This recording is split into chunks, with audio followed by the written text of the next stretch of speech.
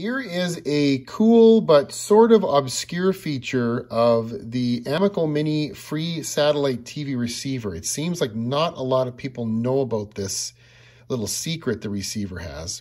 Let's say that you don't have your own portable satellite finder to take out into the field or yard with you to aim your satellite dish. Then your receiver can sort of double up as a signal finder. And I'm not just talking about the signal level and quality meter that you can see on the screen here at the main installation menu.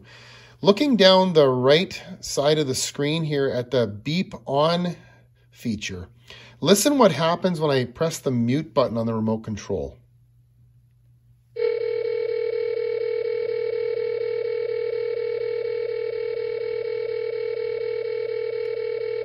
Shut that off for a minute. So you can hear that rapid beeping.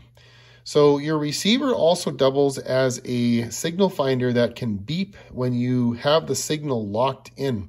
And that rapid beeping that you heard is what you'll hear when you have the signal locked in. You can see on our signal meter here, we're getting a strong level and quality at 98%. So the beeping is going to be very rapid. And you can use that as a signal finder by either taking your receiver and a small TV outside and turning the volume up, and then you have an audio noise to help you know when you've got your dish locked in place. And another option would be to turn the TV volume up all the way and open a window so that you can hear the beeping when you are outside aiming your dish, and that way you'll know when you've got the signal locked.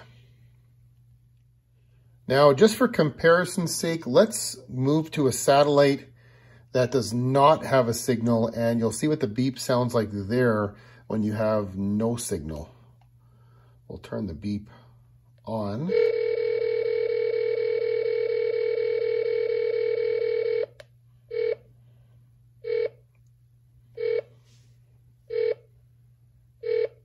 So you could hear as I switched over to 99 West C-band, there's no signal.